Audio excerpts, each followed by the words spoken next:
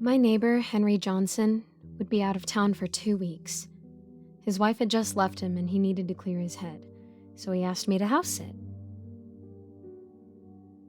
As a broke college student, I said yes. The house-sitting duties included taking care of the Johnsons' parrot, a 17-year-old African gray named Snickers. I didn't know much about birds, but he'd left me detailed instructions on how to take care of her. The first night of my job, I decided to stay for a few hours. I needed to get a problem set done, and the Johnsons' large, empty house was the perfect study place. After feeding Snickers and giving her water, I got set up on the couch. But it wasn't long before she interrupted me. "Stop!" I whipped around. Snickers was standing on her porch, staring at me with one gray eye. "Stop! Stop!" she repeated. Rolling my eyes, I went back to the problem set. Differential equations. Why did I decide to major in engineering again? I tapped my pencil against the page. Maybe it's time for another snack break. "Stop! Oh God, stop!"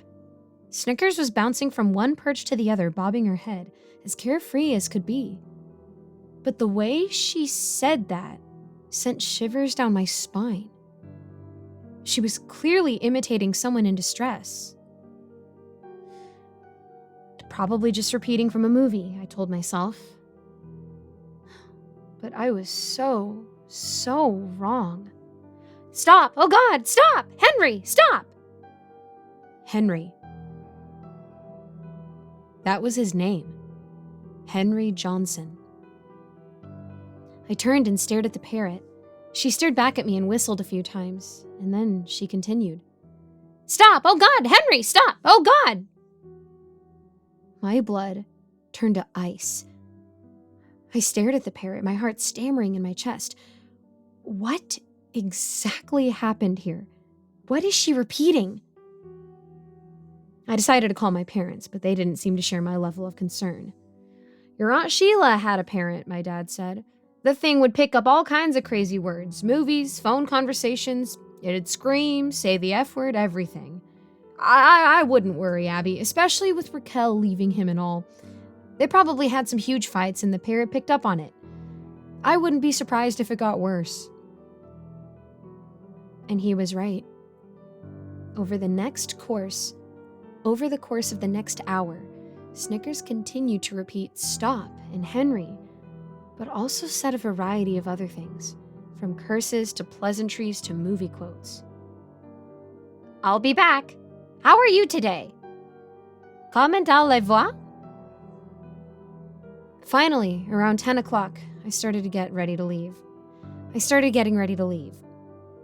Threw my notebook in my backpack, switched off the lights, and headed for the door. "Goodbye, Snickers," I called out into the darkness. Then I reached for the doorknob. "Put the knife down!" I froze in my tracks. I couldn't see Snickers anymore, but I could hear her, rustling about in her cage, talons clacking against the metal rails, feathers flapping in the silence. Maybe she's just quoting another movie. Maybe she's, "Put the knife down, Henry!" the bird repeated. My heart dropped. "Stop! Oh God! Stop! Oh God!" Snickers was agitated. I could hear her feathers hitting the metal rails of her cage as she flapped her wings. Thunk. She hopped back and forth, perch to perch, as she clicked her beak erratically. "Stop! Oh God! Oh God! Stop!" I stood there for a long time. Seconds stretched into minutes, but she didn't say anything more, just clicked and whistled and flapped around in her cage.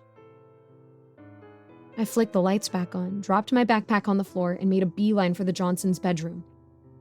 Henry was very clear with his instructions. I wasn't supposed to enter any of the bedrooms or the basement. I was supposed to stay on the main level, no matter what. But I climbed the stairs anyways. After looking around, I found their bedroom. It was neat and tidy, the burgundy bedspread laying smoothly over the mattress. I walked around, my heart hammering, hoping what I was imagining wasn't true.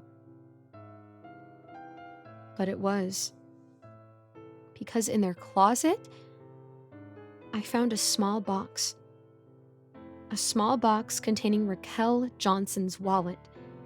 and a driver's license. I made my way back down the stairs, my legs shaking. Snickers looked at me curiously from her cage. I turned out the lights, locked the door, and hurried down the sidewalk. As soon as I get home, I'm calling the cops. As soon as I ping, I pulled out my phone to see a text. From Henry Johnson. I asked you not to enter the bedroom.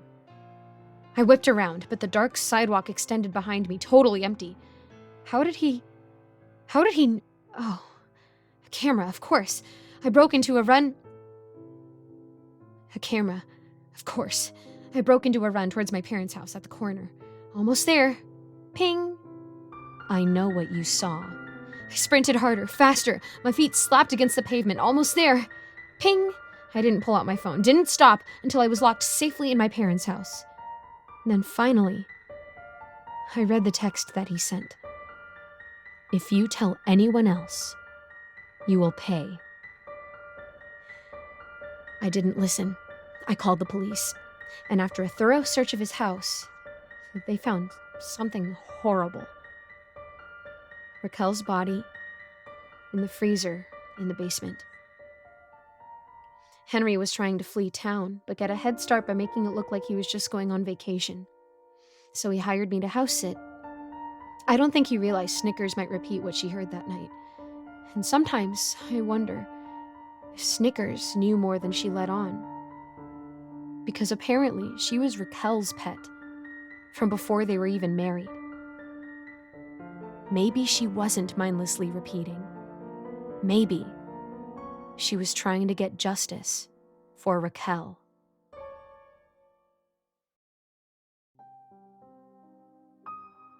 My 5-pound Pomeranian killer impulse, Kiki for short, certainly isn't mauling any home invaders for me, but she's always been a fantastic alarm system. I adopted her 2 years ago, and I can confidently say that she's one of the best things that's ever happened to me. I spoil her as best as I can on my librarian salary, putting all my spending money towards vets, toys, and dog food.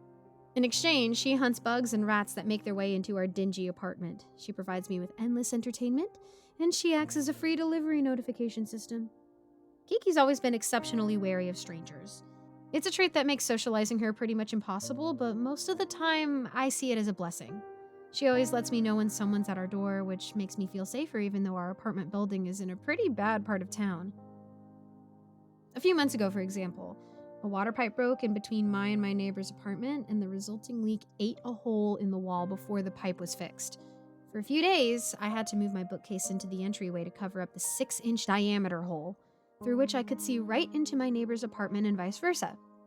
At least the hole was near the floor and not at eye level, I guess.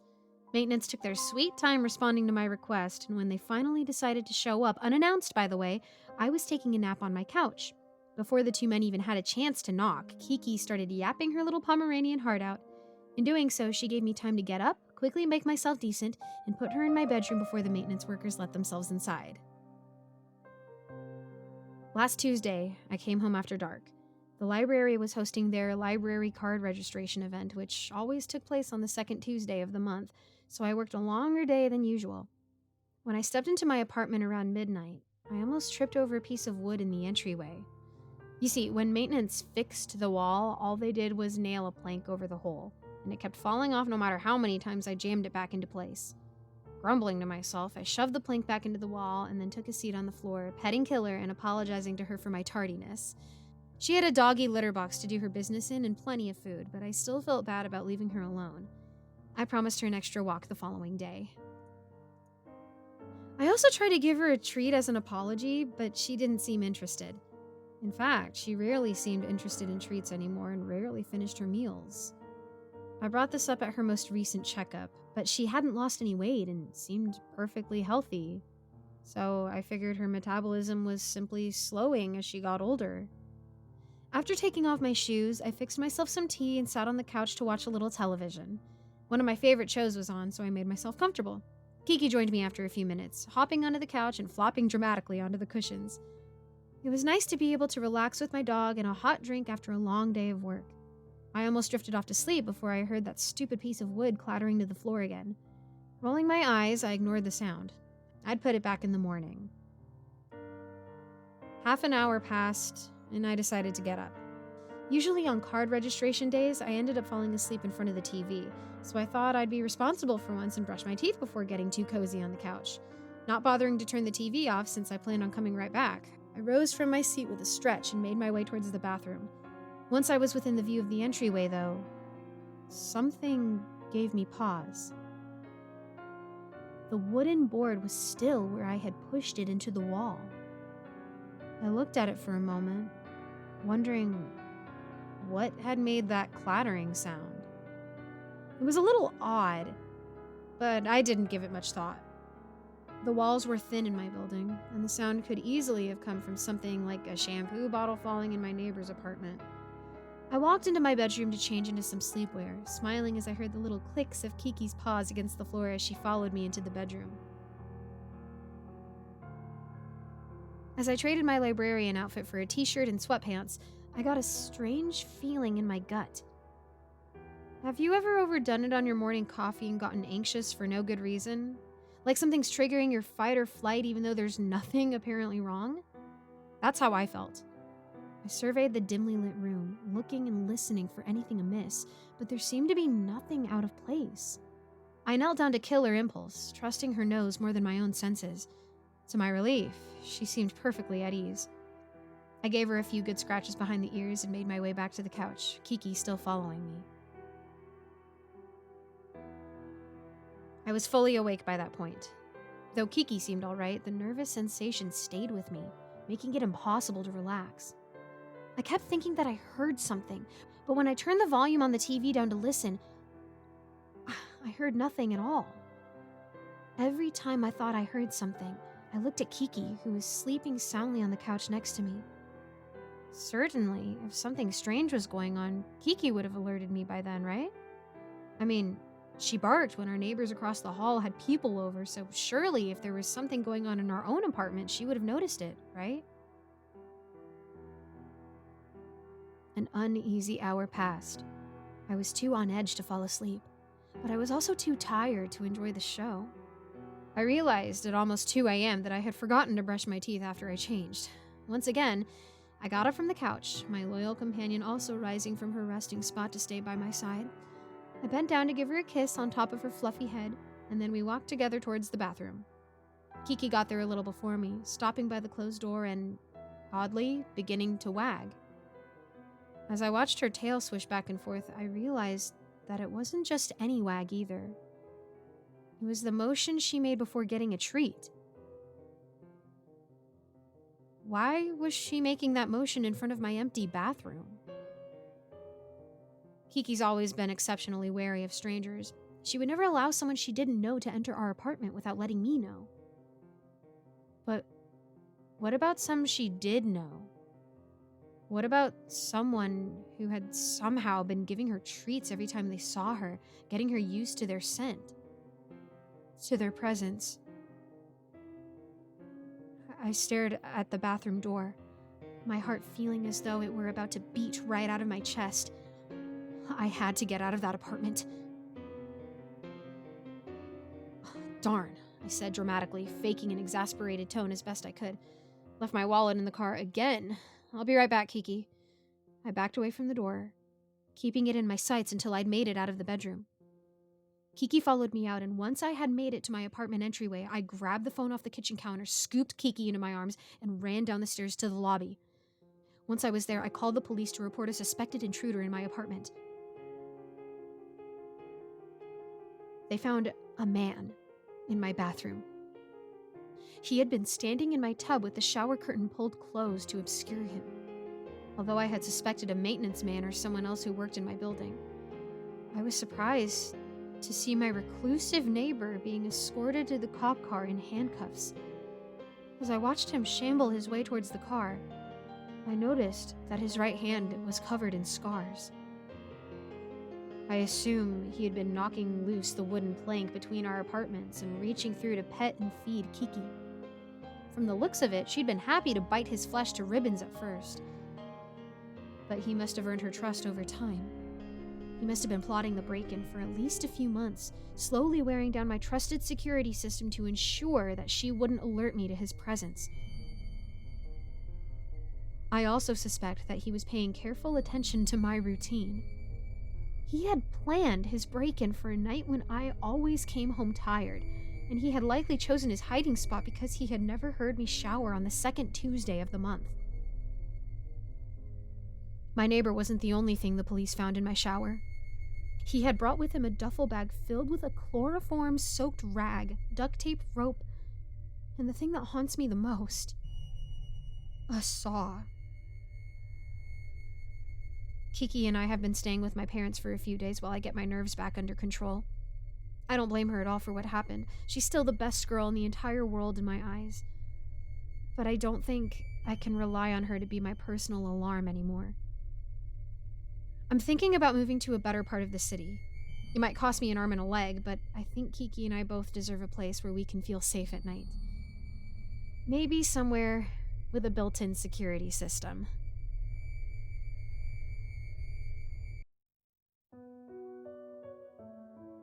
Hello, my name is Billy.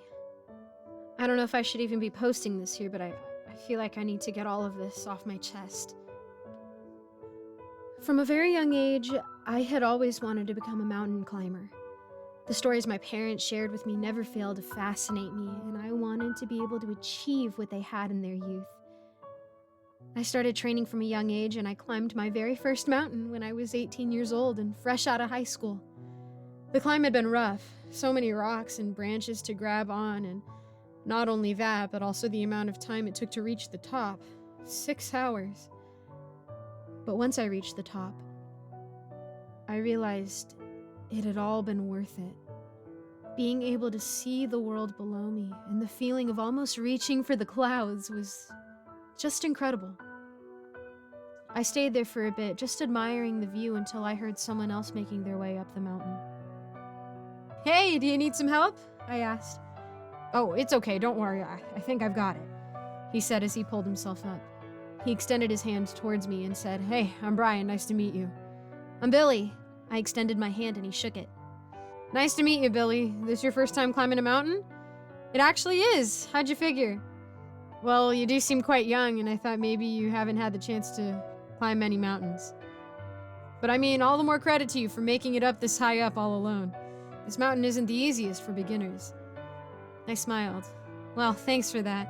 It's quite difficult, but that view makes it completely worth it." "Oh yeah, you bet it does." That day, Brian became my closest friend. We had exchanged phone numbers, and from that day forward, all the mountains I climbed were with him by my side. He was very experienced, and just having him around made me feel safe. I learned a lot from him, and if it wasn't for him, I don't think I would have been able to climb as many mountains as I did over the years. One year, though, we wanted to plan a different trip. One where our focus wasn't necessarily to climb a mountain, but rather to just relax and have fun. We ended up settling with Norway, where we stayed in a little cabin owned by an old man named Massif.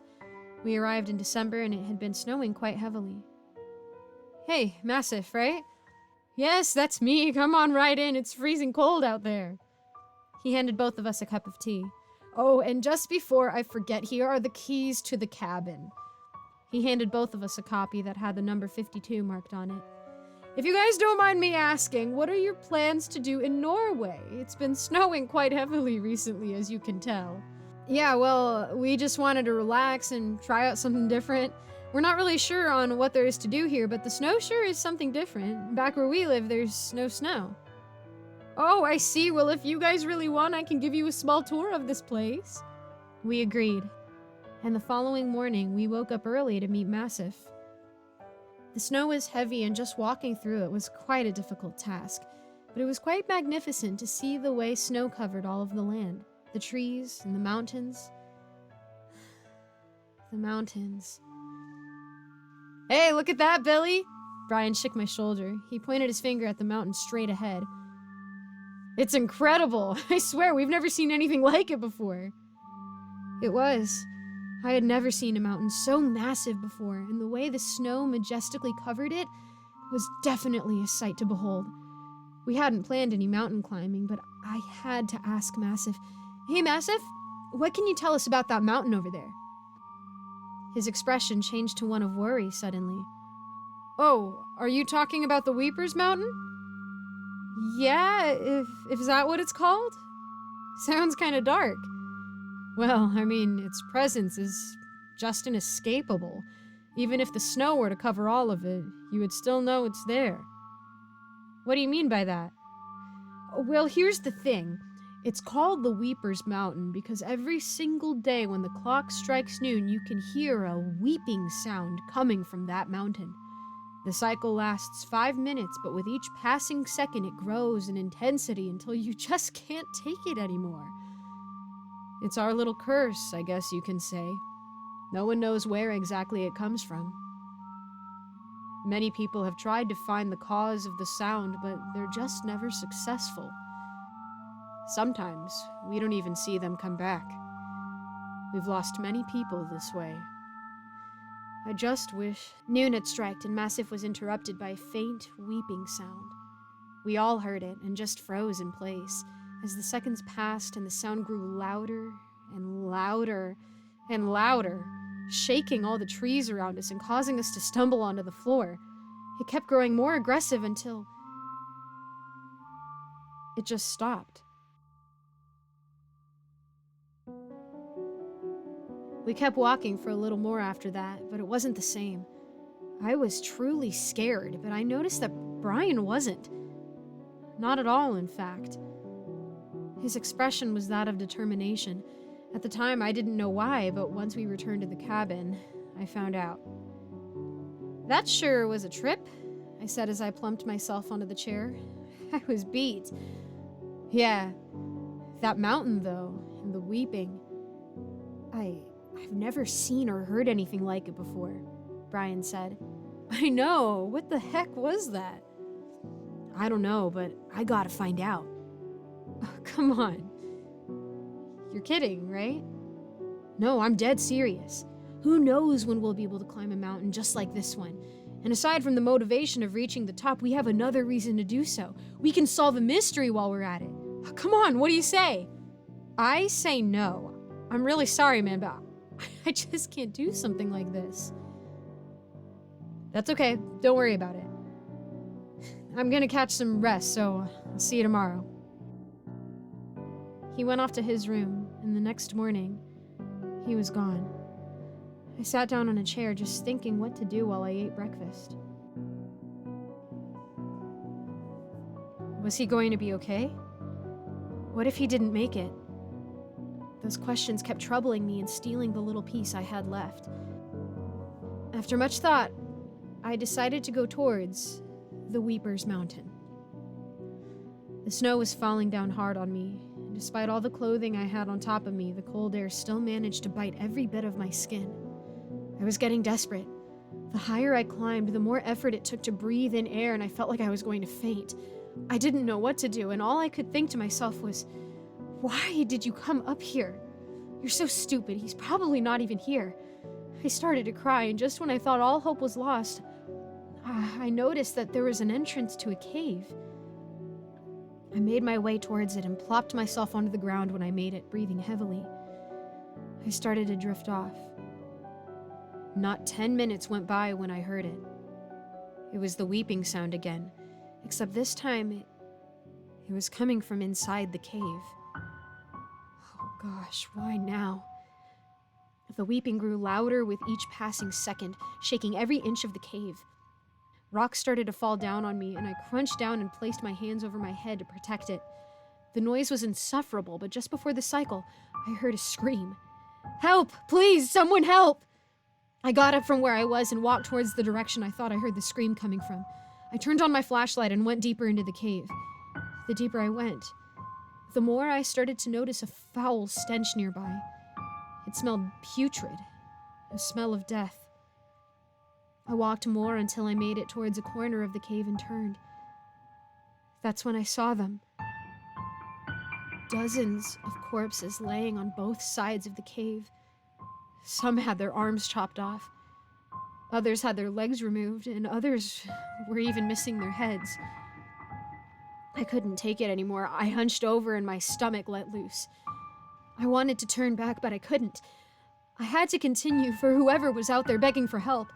The more I walked through the line of corpses, the more I noticed something even more disturbing. The corpses at the far end seemed to have been there for decades, but the ones I was looking at now seemed to be more recent. Most of their skins seemed to be there, and they were just starting to rot. I continued walking. I turned towards another corner, and I nearly screamed when I saw it. It was pale, and it sat in a huddled position, its back turned towards me, exposing every bone in its body. Snap, crunch. It was feasting on something. Snap, snap. An arm rolled towards me, and then a leg. I started backing away slowly, but just when I started to do so, a ball-shaped object rolled towards me. I shined my flashlight at it and recognized it immediately. It was a head. Brian's head.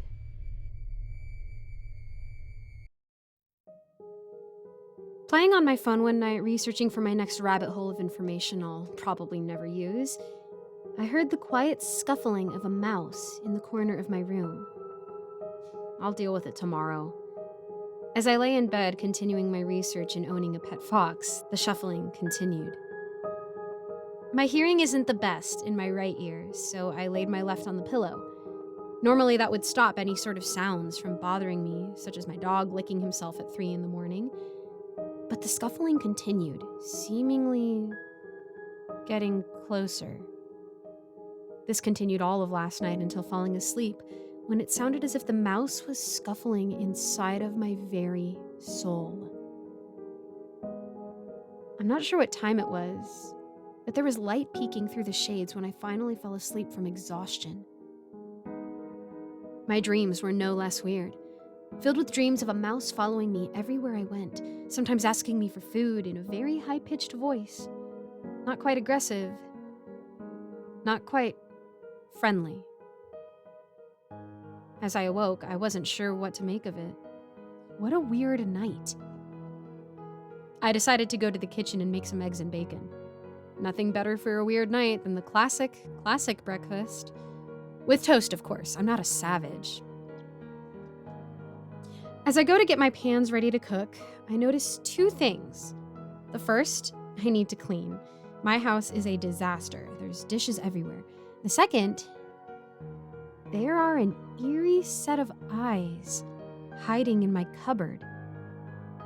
I grab the pan and decide to also forget about those eyes. I did just wake up. As I'm cooking, I begin to hear the same scuffling that kept me up last night. Now is my moment, my time for revenge. I couldn't find Easy Mouse Killer Spray 2000 in my cabinets, so I grabbed the Wasp and Hornet Killer Spray, because that seemed like the next best thing. I decided to grab another pan because honestly, mice are scary and they've been around for a while. They know how to fight. I needed this shield. As I approached the cabinet I heard the scuffling coming from, I also hear much quieter, more agonized squeaks coming from the same area. I slowly moved towards and opened the cabinet door to not quite a mouse on the other side. Don't get me wrong, there was definitely a mouse. A mouse being absolutely devoured by what I could only classify as an alpha mouse. Jerry on steroids, blood red eyes. It had a thirst for death and blood. The moment Alpha Mouse noticed he had a visitor, his head snapped on a swivel, instantaneously locking me into a stare with those big, red, beady eyes, ready to strike me down. I had enough. I turned around and ran. And I kept running, all the way to my friend's house. We'll call him Derek. I immediately told Derek what was going on. I definitely was going a little too fast because I just saw his eyes getting bigger and bigger. And bigger and bigger and red and beady. This wasn't Derek. But if this wasn't Derek, then why does it look like Derek, sound like Derek, talk like Derek? It was just a mouse. Or So I had thought.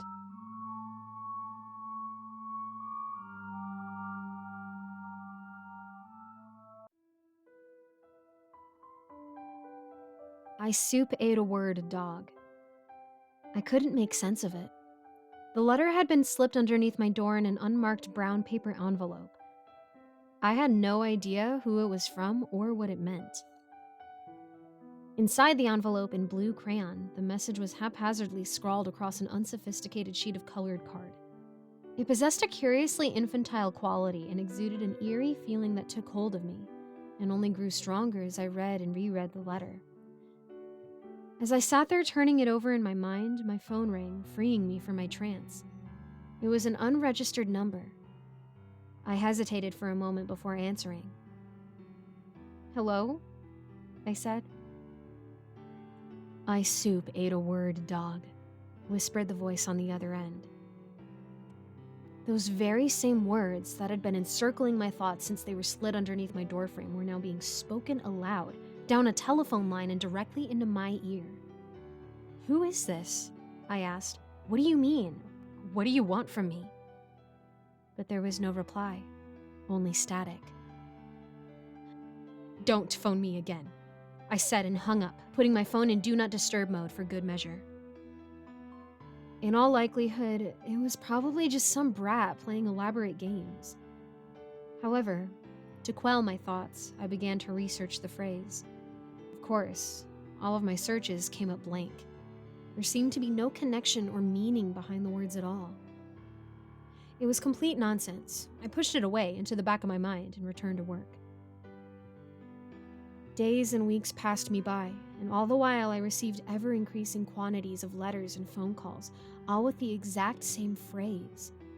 Even after changing my number, the calls persisted relentlessly. I soup ate a word dog.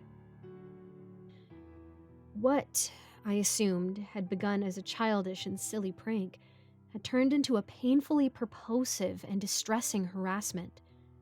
I couldn't bear it any longer, and so I asked around and was put in touch with a well-regarded private investigator. He arrived at my apartment, and 1 month passed the initiation of my torment. In advance of his arrival, I'd collected all the letters and records of the phone calls, and we discussed the incidents at length together. He gave me his assurance that everything would be fine, just fine, and that he would get to the bottom of all this. He confessed that he was a little bemused by my situation. I suppose that private investigators usually dealt with extramarital affairs and that sordid sort of thing. Nevertheless, he agreed to fully commit to my case, to the full extent of his abilities, and went away, promising to update me if he uncovered any information. A week or so later, he called at my apartment again. He was very apologetic.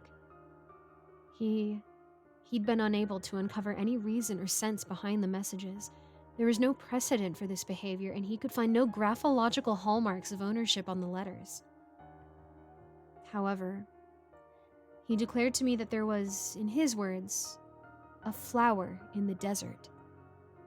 From the phone records, he was able to determine the likely origins of the calls. A derelict house on the outskirts of town. I thanked him for his time, paid him for his services, and returned to my thoughts. I simply couldn't comprehend why any of this was happening, and what on earth it all had to do with some disused house. To me, it didn't seem like a flower. It just seemed to be another sour note in the repetitive and disorienting melody that had been plaguing me for the last month and a half. Perhaps if I went there myself, I thought, then I could begin to understand. So I took the car out and drove to the edge of town, parking outside the house. As soon as I stepped out, I was hit with an intolerable disquiet. The house stood there, alone and forlorn, the final residence on a demolished street. The rest of the neighborhood cleared, presumably to make way for a new development. In front of the derelict house was the last remaining garden of the neighborhood, sparse and dry, home only to bindweed and creeping thistles. The paint on the exterior walls were tagged with spray paint and chipped away, revealing the crumbling brickwork. All the windows long shattered and loose off their hinges, creaking and banging softly against their frames. As I stepped into the porch, the rotten floorboards groaned as if they desired to break under my cautious weight. The walls inside were buckling and peeling, and with each step I dislodged plaster and dust from the ceiling, which came tumbling down in crumpling clumps. As I moved further down the building, I caught glimpses of other rooms, with their musty-aged furniture and shattered picture frames coated in dust. This house belonged only to time now. I searched the building and found nothing but cobwebs. And then I noticed a door underneath the stairs to the basement. I twisted the grimy handle. The basement itself was dark and I could see very little, so I turned on my phone light. I took great care stepping down onto the staircase. Again, I'd found the wooden planks rotten and unstable. As I arrived at the bottom of the stairs, there, etched into the wall, was the phrase that had tormented me so. I soup ate a word, dog. I abandoned all my attempts to comprehend the words, now accepting them as the obscure and sinister presence they had become. Standing there, consumed by that cryptic manifestation, I heard a dragging sound. Turning, I found myself confronted by the umbra of a figure. It was something like a young child, but her form was distorted. She had long, boneless arms and was poised on top of two stubby, spindled legs. She lumbered toward me, half falling, half walking. She whispered those senseless words. This creature surely was the source of my persecution. I soup ate a word, dog, she whispered again, emphasizing each word with terrible and peculiar inflections. There was no mistaking it. The voice from the phone calls belonged to her. This was the pernicus being that had tormented me so, sending me those senseless letters and making those relentless phone calls. But why? What had I done to attract her ire? Every step she took, she came closer to me, closer to the light. Her movements were graceless and disconcerting. In my panic, I'd taken leave of my senses. I scrambled away and attempted to surmount the staircase. The wood buckled underneath my indelicate movements, snapping and sending me falling back into the cold basement floor. She raised one of her lithe, boneless arms, and with a remarkable strength, she took hold of my shirt and threw me back to the wall, pounding me against the etched phrase. She held me there, suspended against the basement wall, and whispered into my ear, each syllable colored with erratic emphasis. I soup ate a word, dog. I soup. All the while maintaining her hold of me, keeping me fixed in place. I whimpered like a dog. There was nothing for me to say, no reasoning with this creature, and I was no match for her unwieldy force. She held me there with ease, one arm pinning me mid-air against the wall, all the while busying herself with something in the corner of the room. Eventually, she turned back and began to struggle towards me on her spinning top legs. She stepped back into the light again. I saw clearly her shadowy and warped features, her rotten smile, her dark and sunken eyes, and in her spare hand, she held an open can of soup. She compelled my mouth open, nursing me with the liquid, pouring it down into my throat. I could only swallow or choke as I drank the rancid soup. I felt my mind slipping away. I couldn't speak. I could hardly think. All I could do was listen to her repeat that phrase over and over and over. I soup ate a word, dog. I soup ate a word, dog. I soup ate a word, dog. I soup ate a word, dog. I soup ate a word, dog. I soup ate a word, dog. I soup ate a word, dog. I soup ate a word, dog. I soup ate a word, dog. The last thing I recall was the child's twilight face and her sinister smile spreading impossibly wide across it as she whispered, "Welcome to the soup." I woke up in a hospital room. Several weeks had passed since the day I'd driven to that house. The doctors told me that I had been found wandering the streets, repeating the same words over and over. They'd brought me back here to monitor my condition, and upon my arrival, I'd collapsed from exhaustion and fell into a catatonic state. They had no medical explanation for my affliction. When I explained to them the circumstances that had brought me here, they agreed to arrange a meeting for me with the police. They came to visit me at my hospital bed and we discussed everything. The harassment, the investigation, and the incident, taking care to leave out any details that might result in my institutionalization. They too went away promising to uncover the truth, and they too were unable to find any leads on my attacker. In fact, upon arriving at the supposed scene of the crime, the police found no house at all. Construction had already begun on the development a few days prior. The house had been reduced to nothing, and the basement filled with concrete. I suppose no one else will ever truly know what happened to me. No one will ever truly understand what I went through, why I had to go through it, or how it even happened. As for myself, I've been left with only one reasonable explanation. I soup ate a word dog.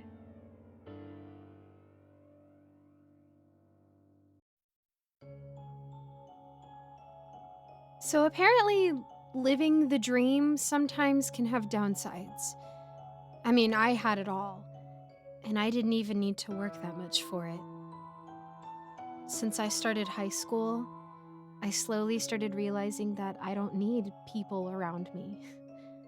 When a party or school event was canceled and everyone was complaining, I secretly felt happy. It's not like I'm fully antisocial. I liked spending time with my friends, but I just didn't need it.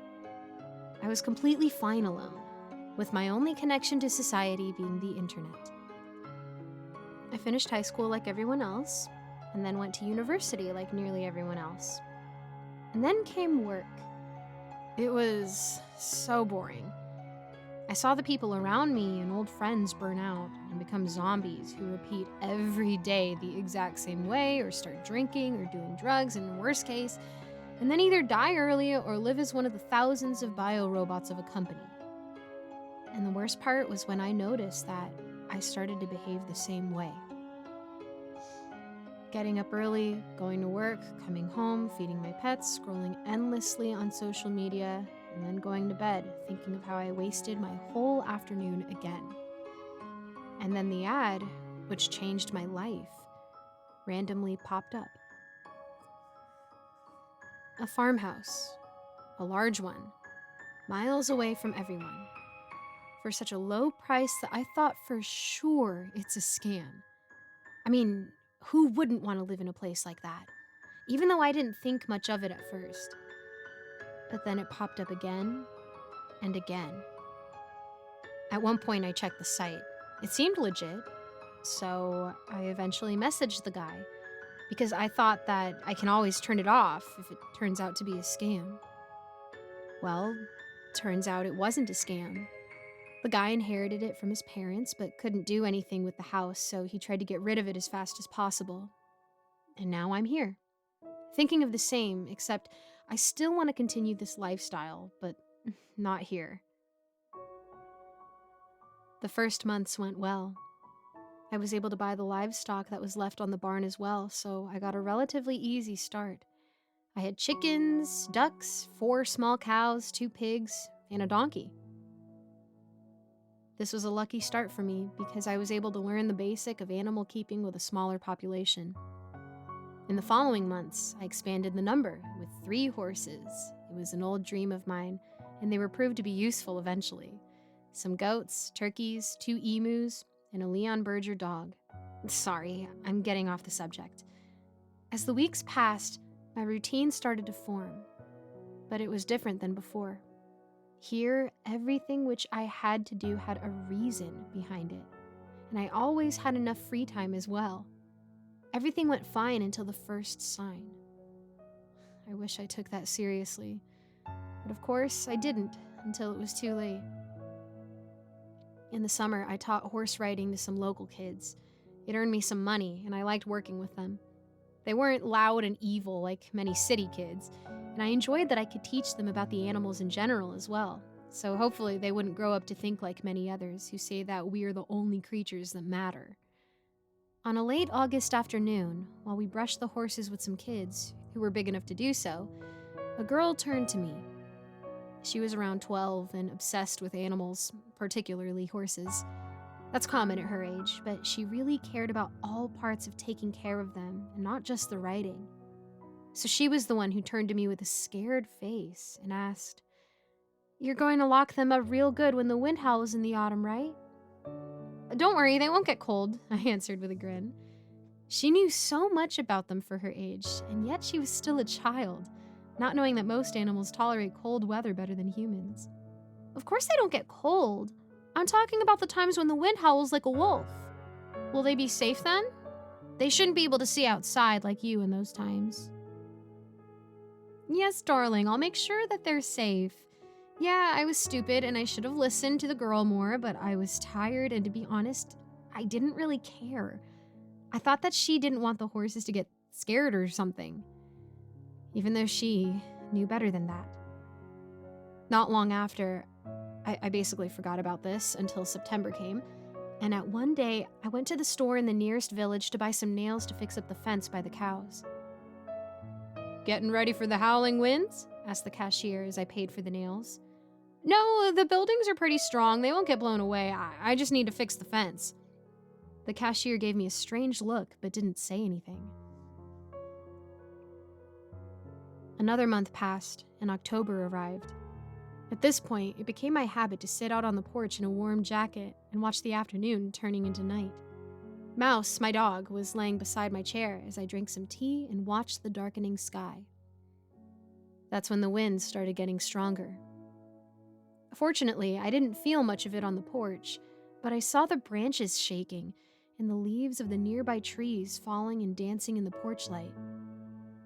Then, the sound started. At first, it was like the usual sound of the wind, but there was something unsettling in it. Before this point, no matter how strong the winds were, it never really made a sound. A memory formed in my mind, one of that summer afternoon with the little girl. "You're going to lock them up real good when the wind howls in the autumn, right?" And suddenly, it didn't seem like such a bad idea. At the time I finished closing the animals in their sheds, the wind was howling. It was exactly like multiple wolves. You couldn't tell the difference at all.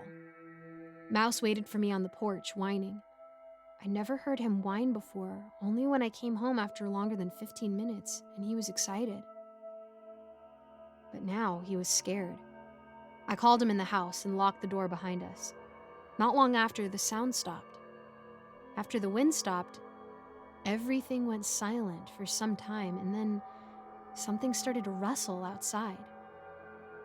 I peeked out of the front window to see what was causing it, and this nearly led to my death. At first, I saw nothing, and then, like some doomed musical, it started. It reminded me of the start of Cats. Please don't mention the movie. I'm not speaking about that abomination, where the actors come out to the stage and freeze one by one. Except these things weren't anything like actors. The first, which jumped into the glaze of the porch light, looked like a wolf at first glance.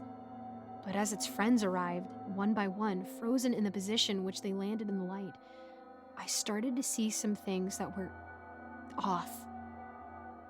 They had longer fingers on their front legs, almost like ours, and their legs bended in weird angles. Their mouths were too wide, and their eyes didn't look like wolf eyes at all. Some of them didn't even have pupils, if I saw right. At first, they just stood there, frozen. Then, seemingly without any coordination, some of them vanished into the darkness, and then the others started to dance. Yes, they were dancing, or at least they were doing something very similar.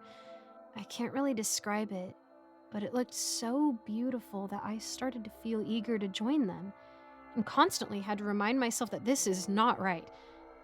But the movement slowly sucked me in, until the point where I didn't even care when I saw the other creatures return with one of my horses. The poor animal's eyes were rolling in terror, but it couldn't run anywhere because the wolves surrounded it, leading it to the middle of a forming circle. And then everything stopped for a second. The horse stood perfectly still in the middle, while the wolves stalked it without any movement at all. And then one of them jumped onto the horse's back, its mouth opening awfully wide, ripping into the neck of the poor thing. This broke the stillness, and the pack immediately swarmed the body. There wasn't any order. They would even bite each other without hesitation. The beauty of their previous performance was gone, but not entirely. There was some beauty in this chaos, the primal rage of nature, which you can only feel when you have an adrenaline burst. I caught myself pressing my face to the window, my mouth watering as these unnatural beasts devoured the remains of one of my beloved animals. And then the one which I assumed to be the pack leader looked up with its blood-soaked face. It lifted one of its front legs and made the universal sign of "come here" with its weird, elongated fingers. I knew I had to go. I wanted to run with the pack, to howl with them in the night, to hunt, to become one of them. My legs carried themselves to the front door. I was stopped halfway.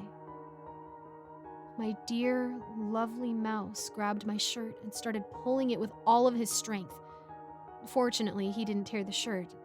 I stopped. The spell started to break. As the dog felt that I stopped, he let go of me and started barking. And that was the point when I got my full control back. Then I heard something scratching my door, then banging on it. Mouse stood in front of me, barking loudly at the door. I wasn't able to do anything. And then suddenly, as it began, it stopped. There was only silence, and then the wind. It howled like a wolf pack. There was nothing left of the poor horse when I checked in the morning. The 2 remaining horses and the donkey ran out of their shed, and I had to spend the morning trying to gain back their trust and build up their confidence to come back to their home. The next day, I went to the village to buy more nails, planks, and fence support. The cashier didn't say anything, but from his eyes, I knew that he knew why I needed those. Since that doomed day, it's happened 3 times. I didn't look out again, and there aren't any new victims. But the banging on the door keeps getting stronger. They are desperate. So please, always listen to the old village tales. You don't want a similar situation.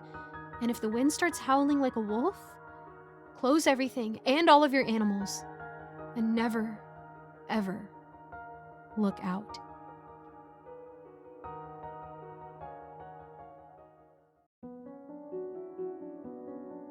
Every night I would come home and hear my neighbor's macaws squawking. I imagined they were beautiful with plumes of red, orange, and blue, but I never cared to see them because I didn't really like my neighbor. Besides, the noises they made were unsettling.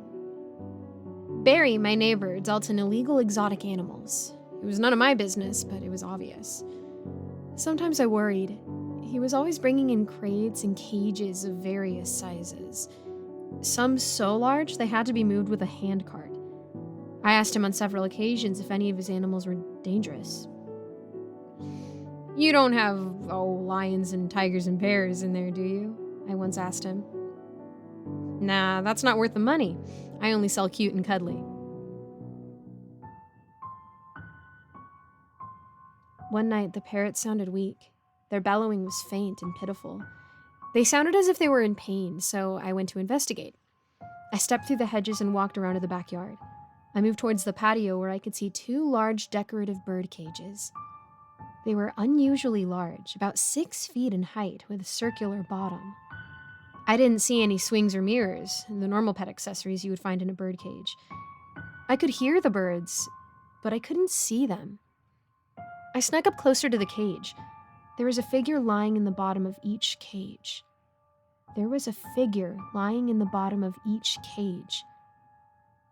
I thought my eyes were deceiving me, but it looked like 2 people huddled against the sides of the cage in the fetal position. The motion sensor set off the patio light. Light poured in through the cages, illuminating to my poor eyes not elegant birds of paradise, but filthy, ragged human beings that acted like birds. They were filthy and covered in dirt. There was a woman in one cage and a man in the other. Both had their hair painted bright orange with streaks of blue and red.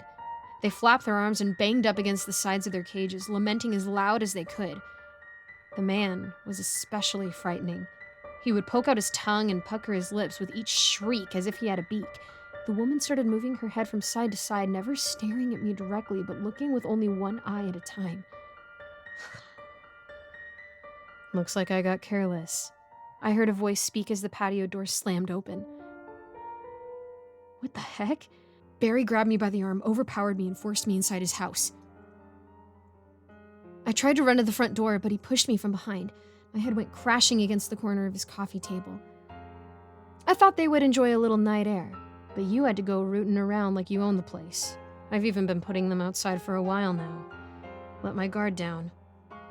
I tried to run to the front door, but he pushed me from behind. My head went crashing against the corner of his coffee table. Blood started pouring down my forehead and into my eyes. I felt him come up from behind me and shove a moistened cloth over my nose and mouth. All went dark. When I awoke, I was in a square cage with thick, rusted iron bars. I was in a basement with 3 other cages. In one cage was a man hunkered on all fours, meowing and purring, not even aware of my presence. In another cage was a woman jumping all over the place and shaking her back and genuinely happy to have company. Instinctively, I thought dog. When she barked, my suspicions were confirmed. There was a third cage, but it was covered with a tarp. There was no noise, no sound of any kind coming from that area. If there was something in there, it was asleep. I heard a door open and the sounds of boots descending down the stairs. Well, well, well, look who's awake. He had a bowl in each hand, one with water and the other what looked like dog food. He shoved them through a slot in the cage with the woman.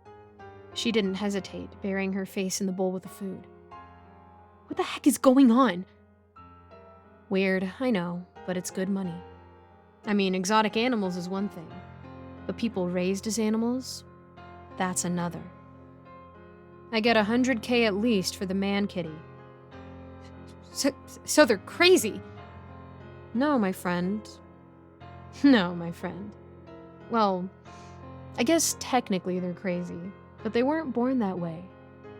These folks were raised from infants to believe they are a certain kind of lovable pet. I don't know who it is, but there's this organization that adopts infants to raise as experiments. Usually, they try to convince them that they're different species or whatnot, other than human.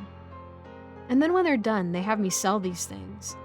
Kind of like when a greyhound can no longer be a reliable pet. Messed up, isn't it? What are you going to do with me? What are you going to do with me? I wish I could sell you, but no one wants to buy a human that thinks they're a human. He turned his head and looked over at the cage under the tarp. But man, I do have an idea. Under that cage is a special request. Some rich dude wanted a human that thinks he's a monster. I've been feeding this thing raw meat. He's vicious. Good Lord, I wish I could afford him. He is magnificent. Barry walked over to the cage and slung off the tarp. In the middle of the cage, on the concrete floor, lying on his back, was a large, thick man. His feet were facing towards me. They were humongous with long, crooked toenails. He turned to his side and huffed like a lion. Without any warning, he leapt up and ran shoulder first into the cage. He fell back onto the ground, but immediately pounced back up and grabbed a hold of the bars. His knuckles were bloodied and stripped bare. He had long, unkempt fingernails, not unlike his toes.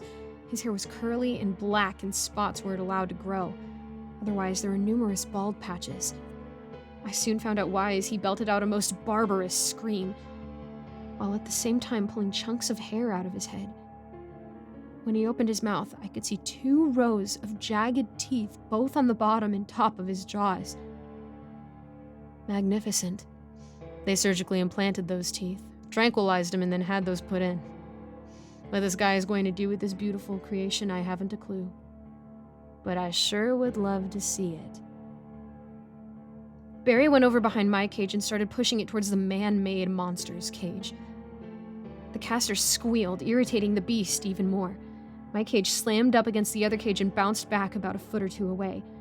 The beast unsuccessfully grabbed for my cage. The other two human pets whimpered and huddled to themselves, hiding their heads in their arms, hoping to avoid the monster's gaze. Now, how do I do this? Barry took out a ring of keys and started flipping them in circles. No, I need my gun. Without thinking, he laid the set of keys up on a workbench and ran upstairs. I hurried to the side of the cage opposite the workbench, putting my arms through the bars and started frantically pushing the cage forward. I could hear Barry's footsteps upstairs and him cussing himself. How in the heck how do you lose a gun? I moved my hand back to the other side of the cage when I had butted up against the workbench. I reached up through the bars. I could barely feel the tip of one key with my extended middle finger. I pressed hard down on the key and started dragging it towards me. The keys jingled and fell down on the ground. I grabbed them and tested each key in the padlock. No luck. The steps upstairs had ceased. Finally. I was out of time. There's nothing for me to do. But I noticed that the lock on that monster's cage was unique. It looked antique, bigger than a normal lock. I looked down at the keys and noticed a key appropriate for such a lock, itself being unusually large. It was my only chance. I wheeled myself back over to the other cage, key ready in my hand. I heard the footsteps descending, getting closer. I grabbed the lock, inserted the key, pulled down on the bulky padlock, and pushed it out of the cage door. The beast pushed my cage away in anger. There was a look of exasperation on his face, and he realized he had missed his chance to snag me. I'm back, baby. This is gonna be fun. I can't wait to see what he's going to do to you. Oh, man. The hinge from the cage door squeaked. Barry had his gun pointed in my direction. The light from the room was temporarily blocked. Barry turned, screamed, and got off one shot before the monster bit into his face. The monster was staring directly at me as he chewed into Barry's face. He knocked the gun out of Barry's hand and snapped downward. Barry's hand hung limply from his wrist. The beast shoved Barry to the ground and began tearing out his throat with his teeth. I watched him tear Barry to pieces. When he was done, he crawled on all fours to get to the front of my cage. He thrust his arms through my small cage but was unable to reach me. He ran around to the other side of my cage. I scooted as fast as I could to the opposite side. He tried to grab again, but with the same results. I was weary, fearing that I was going to have to play this game all night. I didn't know how long I would have the strength to keep this up. Finally, the beast heard something outside. He perked up and listened for a minute. It was a strange sight to see this phenomenon, a man with all the features of a human acting like a monster, covered in blood and bits of flesh. His mannerisms were animalistic. He looked over at the other cages. The two pets hadn't moved or made any more sounds. For a minute, he looked oddly human to me, like he was making a decision, a spark of rationality firing in his head, but then he got on all fours and scampered up the stairs.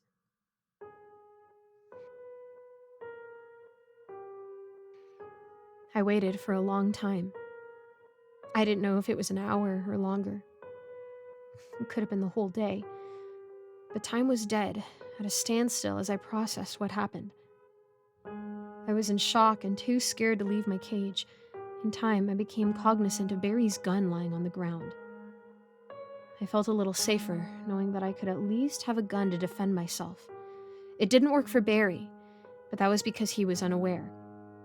I finally found the right key and freed myself.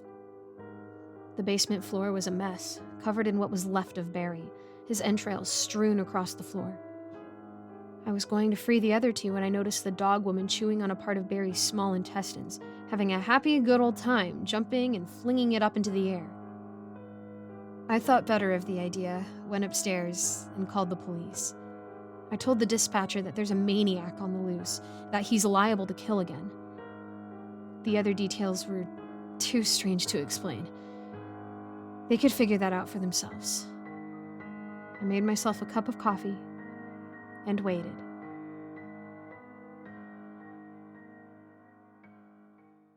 Hello everyone, I'm Giggles, and thank you so much for listening to my narration. A quick shout out to all my patrons: Melissa Perez, Geek Sanctuary, Lawrence Wallen, Andreas Anderson London, Eric Cifuentes, Krzysztof Kozak Slazak, Jesse Hartley, and Icy narrates. If you want to become a patron today, you can check out the link in my description below. And as always, thank you so much for your support. I'll see you in the next video.